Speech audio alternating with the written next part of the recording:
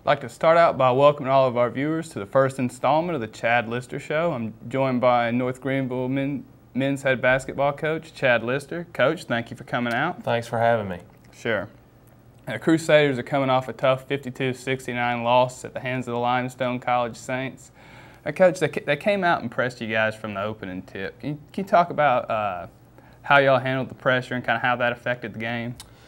They obviously wanted to control tempo, and so did we, and their conflicting styles. Obviously, they like to get up and down the floor, and we're more of a half-court type team. So something had to give, and we didn't handle the early pressure very well. You know, the scouting report on Limestone in their last exhibition had been all zone. So we worked really hard against the zone, but we had exhibition games against Winthrop and Kennesaw State, two Division I opponents that had picked us up full court. So I just thought early on we managed, and as the game wore on, we did not do a good job adjusting and making good decisions. So the pressure did cause us some trouble. Right, that was another question of mine. I mean, was the problems in the second half, were they due to adjustments that Limestone made or just execution on you guys' part? I think it was the lack of execution of adjustments that we tried to make at the half. Oh, sure.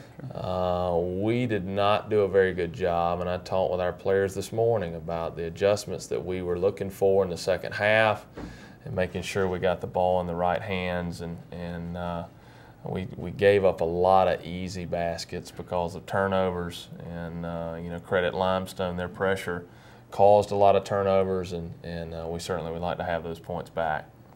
Right. I mean, you guys are a pretty young team, and it's early in the season. So, I mean, as the season progresses, I would expect that you guys would get better at handling the pressure. I mean, am I correct in saying that? There's no question. And, you know, I was a little bit at fault last night. I was really hard on our guys.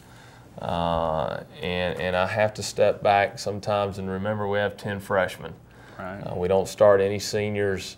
We have one junior that starts, and so, you know, more times than not, you're looking at a freshman or sophomore on the floor. And, you know, with 10 freshmen, all who played last night, they're just looking for experience, and there's no better way to get them experience than to throw them in the fire. Right. And we did that last night, and when you do that, you're going to get burned. And, you know, I'm going to have to do a better job of having some patience for those young guys, right, and understand that we play a tough schedule, but this is where we want to be.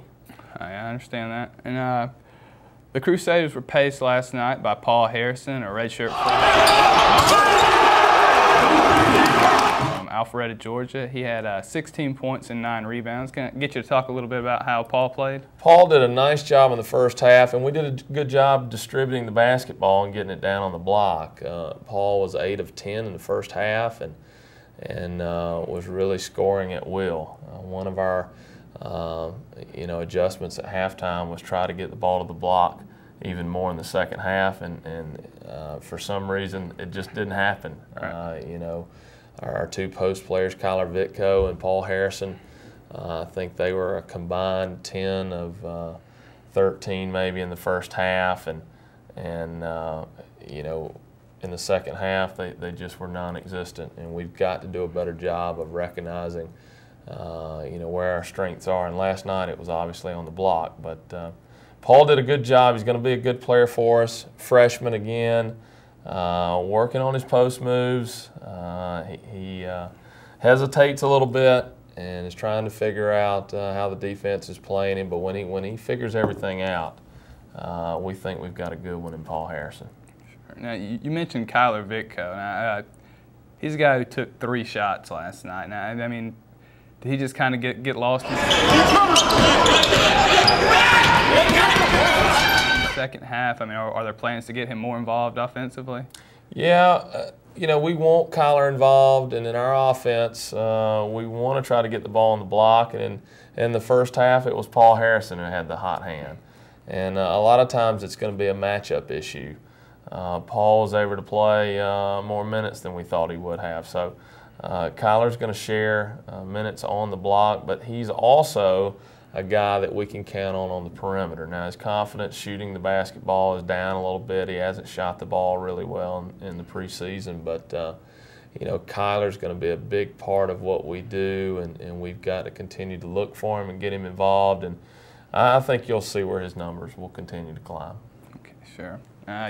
You have some guys sidelined by injury. Can you talk to us about who those guys are and when you can expect them back? Well, our only senior is Nathan Wilson, and Nathan's from Australia and has really been bitten by the injury bug. He missed about 12 games last season in his junior year. He's a transfer from a junior college in Nebraska, and so missed a good bit of action last year, and he was injured the first night of practice this season, the first 3 minutes of the drill that we opened the season with, and just came back for the Winthrop game and played 3 minutes, and down he goes again with a broken finger, and he's having surgery today, and we'll have a pin placed in, and it's going to be January before we get Nathan back. You know, our other injury right now is a freshman from Indiana who I think you'll really enjoy watching play, and that's Luke Latimer.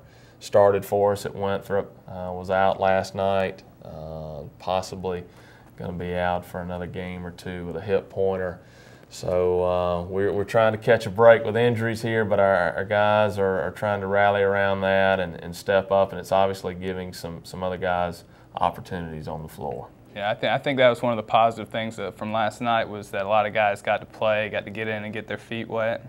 No question, and we've got to do that with 10 freshmen, and we're aware of that, and success down the road is going to come from this group. And you know, the more time that they get under their belt now, the better off we're going to be this year, later in the season, and years to come. Sure. There's a new rule this season that moved the three-point line back 12 inches. Now, how do you look for that to affect your season, or the rest of the season, I should say? I don't think that you'll see a big difference nationwide with the three-point shot. They sent a survey out among all the NCAA coaches, and I think the consensus was we needed to move the line back. Although I think a lot of the coaches that you would talk to say if we were going to move it back, let's make it a significant difference, maybe go to the international line. But if you look on any court on TV, even at our games here in Hayes Gymnasium, there's really not a lot of difference in guys getting their feet set. You know, from 20'9" instead of 19'9". So I don't think it's going to have a major effect on our game right now. Okay, sure. Well, Coach, that about wraps it up. I appreciate you coming out. The Crusaders are they're on the road the 20th against Montreat, and then they're back at home on Saturday the 22nd. The ladies tip off at 2 against Limestone, and the guys tip off at 4 against King College. All right, thank you for coming out. Thank you.